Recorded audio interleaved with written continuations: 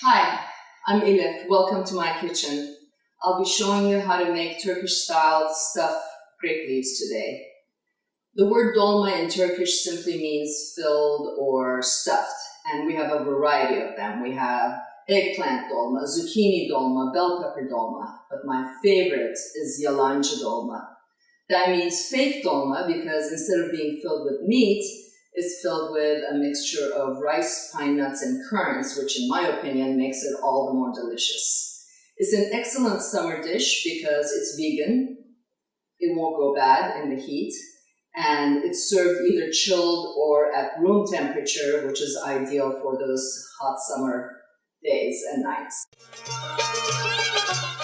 So let's go through our ingredients, but don't worry about remembering the order or the quantity because I will have all of that written out for you in a recipe that will be in the description section of the video. We're going to start out with some good quality olive oil. This happens to be Turkish. In a medium-sized pot, pour in your olive oil. You're going to want to chop an onion, medium to large size. I like red, but you can use any color you want. The important thing is that you chop it finely so that when you bite into your dolma, you don't have a large chunk of onion in there. While those are sauteing over a medium heat, you're going to want to add these pine nuts. This is what drives the taste, so don't worry about putting in a little extra. While those are sauteing, we have the currants. It would be best if you rehydrated the currants by letting them soak for maybe 10-15 minutes in warm water, and then you drain out the water and add it to the mixture. Once the pine nuts turn brown and the onions are translucent, it's time to add the rice. I prefer short grain rice, but you can use anything you like. The reason I prefer short grain is because it has a little bit more starch and holds the shape really well.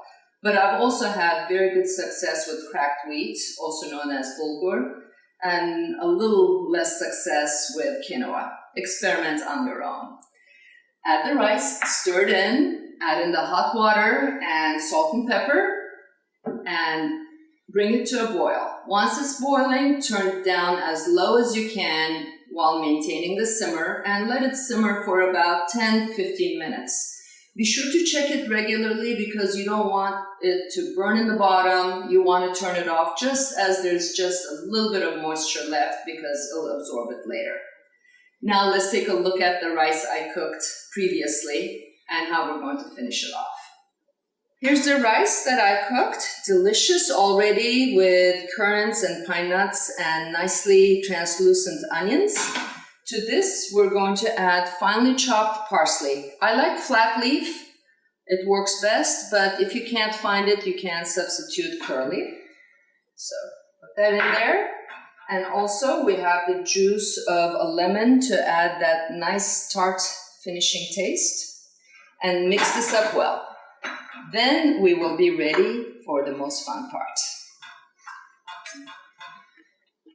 Let's start assembling the dolmas. What you're going to need is a jar of grape leaves. There are many brands out there. I have a few of my favorites. I've noted those in the recipe. And you're going to need some lemons, very thinly sliced. We have our filling. The tough part, probably the toughest part, is pulling the leaves out of the jar because they're so tightly packed that you need a strong grip. If you tear a few of the leaves, don't worry because there's a good use for the torn leaves. Set the torn leaves aside and use them to line the bottom of your pot.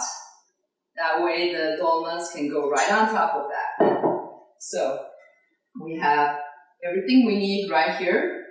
Let's start assembling. Here I have the grape leaves draining on a colander. Take a leaf. See how this one is torn? Perfect for using as a liner. Set it aside. Grab another one. Notice how one side is shiny and smooth and the other side has the veins and is a little bit dull. That's the side you want facing you. Lay it flat on your work surface. I like using a plastic cutting board because it doesn't get soggy with the moisture from the leaves. Once you have it all nice and flat, take your scissors and cut the stem. Also, this helps you figure out which side should be facing you. The one with the stem is the side you want facing you. Take a tablespoon of your filling. I know you're going to want to put more than that because it's delicious, but that doesn't work well because you will burst the delicate leaf. Shape it like a cigar, just above the stem where you cut. This is the tricky part. Take one side, fold it over at an angle, just like that. Now take the other side and fold it. You have this point. We're ready to roll, but first we have to fold the sides to make sure that the filling doesn't fall out. You start rolling it away from yourself, but not too tightly, or you'll burst, and not too loose, or everything will come apart. Once you're almost done, pick it up. Use the moisture in the leaf to seal, and place it in your pot with the seal side down. Let's do that again, just to make sure you get all the fine points. Find the side with the veins, lay it flat, get rid of all the folds, take your scissors and trim that stem. Take a tablespoon of filling, just a little less. And notice how it's about 2 inches long, or about 5 centimeters for those of you who speak metric. Fold one side at an angle, fold the other side at an angle, get that nice point, tuck in the edges so the filling stays inside. Start rolling away. Just come on, cooperate. And when you're ready, pick it up, seal the edge, and place it in your pan. We're going to now build a whole layer. Now that I have a layer, see how pretty? It's ready to seal this up and start on the second layer. We're going to take a few of those thin slices of lemon. That will give a little extra tanginess. And remember those torn leaves we set aside? This is where they're going to go to separate the layers.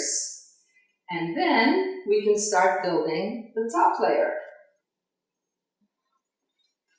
Now that we have the second layer ready, we're going to repeat. Take your lemon slices and place them like that. And remember the torn leaves. We're going to grab those and create a little barrier for our dolmas, just like this. Now we're ready to pour in the warm water and start cooking. Here I have warm water with some olive oil in it. It's important to start out with warm or hot water. Poured over the dolmas. And this is a little trick.